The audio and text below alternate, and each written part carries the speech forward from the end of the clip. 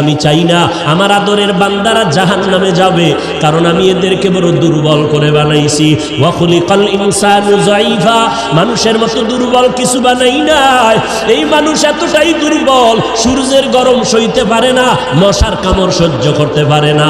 এই মানুষগুলোকে আমি আল্লাহ চাই না ওরা জাহান্নামের আগুনে জ্বলবে, ওরা কবরে গিয়া মাটির চাপা খাবে। আমি আল্লাহ চাই আমার প্রত্যেকটা বান্দা বান্দি যেন জান্নাতি হইয়া কবরে আসতে পারে।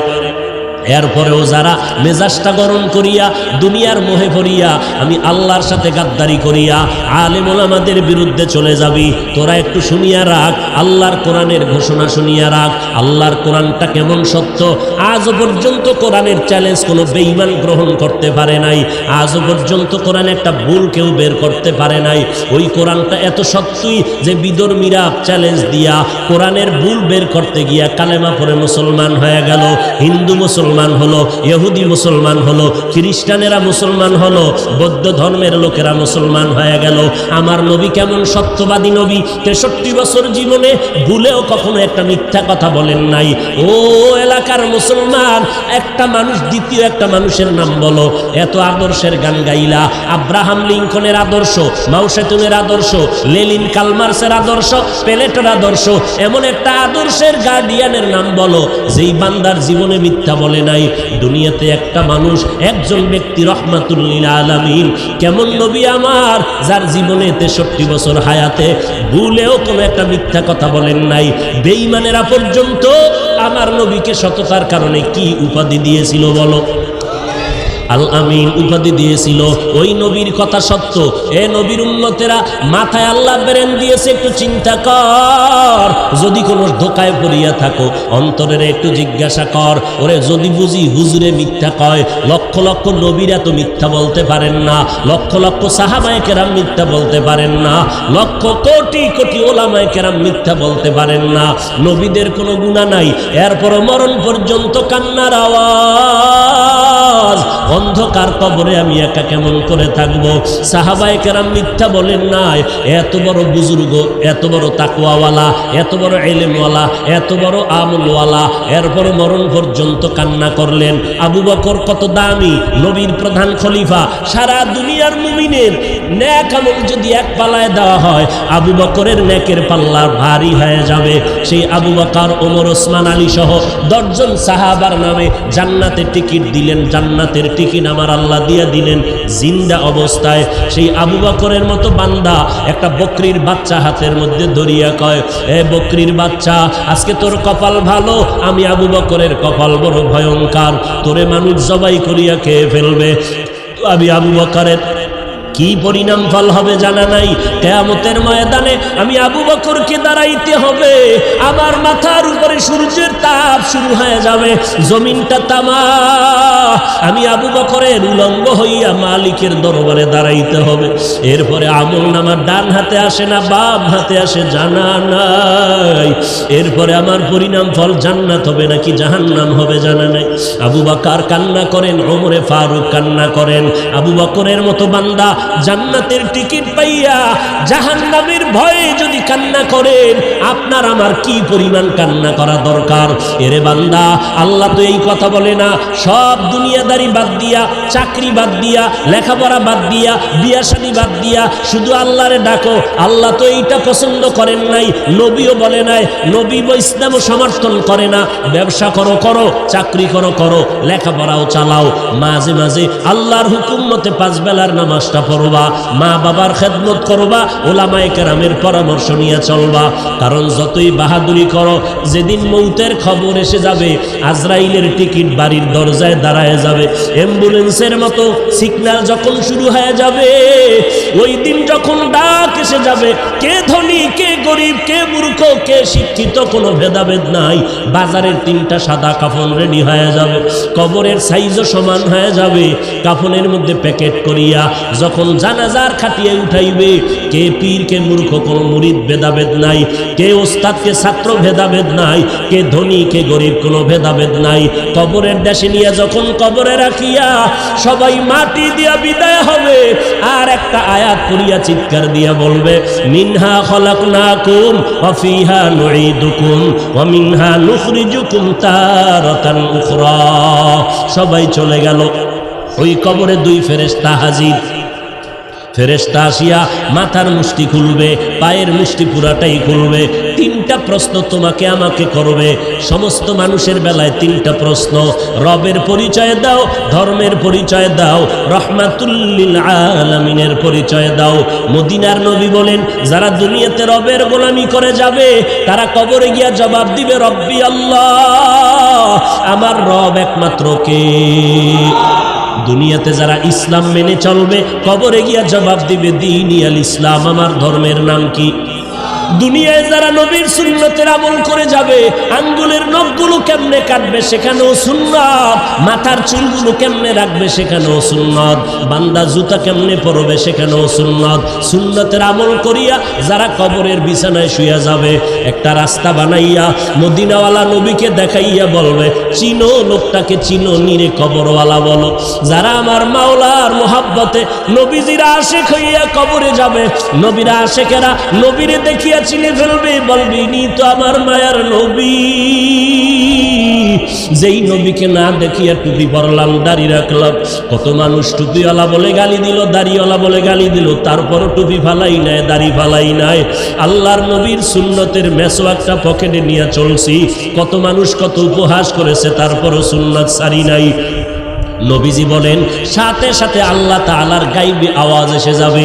আল্লাহ কুদরতের আওয়াজ দিয়া বলবে, এরে ফেরেশতা, আমার বান্দারে আর কষ্ট দিও না, তাড়াতাড়ি জান্নাতের বিছানাটা কবরে বিছাইয়া দাও, জান্নাতের সাথে রাস্তা বানাইয়া দাও, আমার বান্দারে বেশি ডিস্টার্ব করিও না। আমার বান্দা দুনিয়াতে কষ্ট কম করে নাই, ঠিকমতো খানার প্লেট নিয়ে খাইতে পারে নাই, রাতের বেলা ঘুমাইতে পারে নাই, সবাই ঘুমাইয়া গেছে, আর আমার বান্দাটা ঘুমের মধ্যে শেষ রাত্র যখন হলো, সুন্দর করে অজু বানাইয়া জায়নামাজ বিছাইয়া সিজদায় গিয়া কান্না করে বলেছে, হে মালিক, তুমি আমার রব, তুমি আমাকে মাফ করে দাও, গুনাহগার বলে তাড়াইয়া দিও না রে আল্লাহ। এই বান্দাটা সারা রাত জিহ্বাটা দিয়া জিকির করে করে কাটাইতো, এই বান্দা রাস্তায় হাঁটতো, আবার মাঝে মাঝে আমি আল্লাহরে ডাকতো, খানা খাইতে বসিয়াও আহ আহ বলে শব্দ উচ্চারণ করত। অন্তরের মধ্যে একটা জ্বালা ছিল, মালিকের কোথায় গেলে পাওয়া যায়। এই বান্দা আলেম ওলামা পাইলে দৌড়াইতো, কোরআনের বয়ানের আওয়াজ পাইলে দৌড়াইয়া যাইতো, এরে খালি কান্নার আওয়াজ। আল্লাহ পাক বলবে, আর দেরি করিও না, তাড়াতাড়ি আমার বান্দারে ঘুমের ব্যবস্থা করে দাও। জান্নাতের হাওয়া বাতাস পাইয়া আমার বান্দা জাহান কবরের মধ্যে আরামে ঘুমাবে, কেউ ডিস্টার্ব করবে না, কিয়ামত পর্যন্ত আমার বান্দা ঘুমাইতে থাকবে। মদিনার নবী আফসোস করে বলেন, যারা রবের গোলামি না করিয়া কবরে যাবে, ইসলাম না মানিয়া কবরে যাবে, সুন্নতের আমল না করিয়া কবরে যাবে, এই কবরে যাওয়ার পরে নাফার তিনটা প্রশ্ন করা হবে, রবের পরিচয় দাও, ধর্মের পরিচয় দাও, রহমাতুল লিল আলামিনের পরিচয় দাও। যখন এই প্রশ্ন করা হবে, মদিনার নবী আফসোস করে বলে, গুনাহগার তো জবাব দিতে পারবে না, শুধু একটা শব্দ বলবে, হা হা লা আদরি, হা হা লা আদরি, আফসোস, বড় আফসোস, আমি কিছুই জানি না, কিছুই জানি না। নবীজি বলেন, সাথে সাথে আমার আল্লাহ গায়বী আওয়াজ দিয়া বলবেন, কুদরতের আওয়াজ দিয়া, এ কবরের ফেরেশতা, এই নাফরমানের আর সুযোগ দিয়া লাভ নাই, আমি আল্লাহ দুনিয়াতে কম সুযোগ দেই নাই। আমার দেওয়া চাঁদের আলো, সূর্যের আলো ভোগ করলো, আমার দেওয়া পানি, আমার দেওয়া বাতাস, আমার দেওয়া নদীর মাছ, গাছের ফল খাইয়া, জমিনের ফসল খাইয়া, এই কপাল পোড়া একবারও আলহামদুলিল্লাহ বলে নাই। ওলামায়ে কেরাম পায়ে ধরে ধরে নামাজের কথা বলতো, এই নাফরমান গুনাহগার আজান শুনিয়া একবারও মসজিদে গিয়া নামাজ আদায় করে নাই। এমন কপাল পরা, নিজেও টুপি পরে নাই, যারা টুপি পরতো তাদেরকেও পছন্দ করে নাই, নিজেও দাড়িটা লম্বা করে নাই, যারা দাড়ি লম্বা করতো তাদেরকেও পছন্দ করে নাই, নিজেও পর্দা করে নাই, যারা পর্দা করতো তাদেরকেও পছন্দ করে নাই, নিজেও পাগড়ি পরে নাই, যারা পাগড়ি পরতো তাদেরও পছন্দ করে নাই, নিজেও আমি আল্লাহর জিকির করে নাই, যারা জিকির করতো তাদেরকেও পছন্দ করে নাই। এই নাফরমানকে আর সুযোগ দিয়া লাভ নাই, এখনই কবরের মধ্যে জাহান্নামের বিছানাটা বিছাইয়া দাও, জাহান্নামের সাথে রাস্তা বানাইয়া দাও। জাহান্নামের আগুন কবর ভরে যাবে, একটা না দুইটা না 70 থেকে 99টা সাপ কবর এসে ভরে যাবে। মদিনার নবী বলেন, ও দুনিয়ার মানুষ, জাহান্নামের কথা যখন কানে আসবে, আল্লাহর কাছে ক্ষমা চাওয়ার চোখের পানি ছেড়ে তওবা করো। এরে বৃদ্ধ বাবাজি, ও পর্দার আড়ালের মা বোনেরা, ও যুবকেরা, কয়দিন আর যৌবনের বাহাদুরি করবা? এই দুনিয়া কিছুই না। ওরে আমার মাওলার ধরা তো বড় কঠিন। এই মহামারীতে কত প্রাণ চলে গেল রে বাবা। ওই সাদা কাপড়ের প্যাকেট যেদিন হয়ে যাইবা, কে আপন কে পর কেউ সাথে নাই, সবাই জামাটা খুলিয়া বেলেট দিয়া গেঞ্জিটা কেটে রেখে দিবে। ওই মাটির কবরে যখন নিবে, কেমনে তুমি কবরে একা একা থাকবা? আজকে বাতি ছাড়ায় অন্ধকার রুমে একা থাকতে বড় ভয় পাই। ওরে আল্লাহর বান্দারা, একটু নিজের গুনার দিয়ে তাকাইয়া তওবা করো, আর আমার আল্লাহকে ডাক দিয়া বলো, হে মালিক, এই ময়দানে আমার মতো অপরাধী কেউ নাই। কপাল বুঝি পুড়িয়া গেল, গুনার কারণে দিলটা পাথর, চোখে পানিও নাই। আয় আল্লাহ, দিলটা নরম করে কান্নাওয়ালা চক্ষু দান করে দাও। আমার আল্লাহর ধরা বড় কঠিন। অন্ধকার কবরে বান্দা যখন যাবে গুনাহগার, আল্লাহর নবী বলেন, আমার আল্লাহ রাগান্বিত হইয়া কুদরতের আওয়াজ দিয়া বলবেন, এরে কবরের মাটি, এই গুনাহগারের দুই পার্শ্ব থেকে জোরে জোরে চাপ দাও। এত জোরে চাপ দিবে পাঁজরের হাড্ডি চুরমার হয়ে যাবে। ও আল্লাহর বান্দার একটা মশার কামড় সইতে পারি না। ওই কবরের চাপ কেমন করে সহ্য করবি রে মুমিন? জাহান্নামের ভয়ে যদি আম্বিয়ায়ে কেরামরা কাঁদতে পারেন, সাহাবায়ে কেরামরা যদি কবরের আযাবের ভয়ে কাঁদতে পারে, আমাদের কপাল কি পুড়িয়া গেল? না জানি কারো বরদোয়া কপালে লাগলো। চোখে কেন পানি নাই? জাহান্নামের ভয় নাই। ওরে চক্ষু দুইটা বন্ধ করে আল্লাহকে ডাকো, আর বলো, হে মালিক, গুনাহগার হইয়া ময়দানে বসছি, গুনাহ নিয়ে আর ময়দান থেকে ঘরে যেতে চাই না। আয় আল্লাহ, গুনার কারণে আমার হাত না পাক, আমার জিহ্বা না পাক, আমার চোখ দুটো না পাক। আয় আল্লাহ, আপনার মতো দয়াময় কেউ নাই। আয় আল্লাহ, গুনাহগার বলিয়া তারাইয়া দিয়েন না রে আল্লাহ।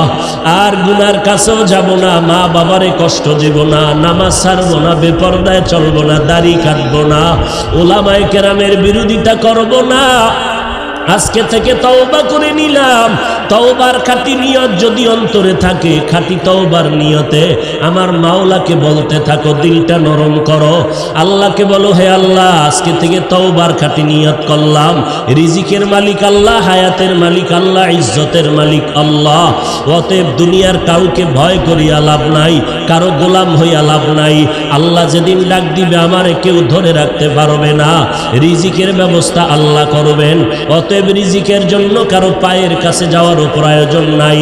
আল্লাহ, আজকে থেকে আপনার গোলামি করব, নামাজ পড়ব, নবীর তরিকায় চলব, মা বাবার দোয়া নিয়ে চলব, ওলামায়ে কেরামের বিরুদ্ধে যাব না।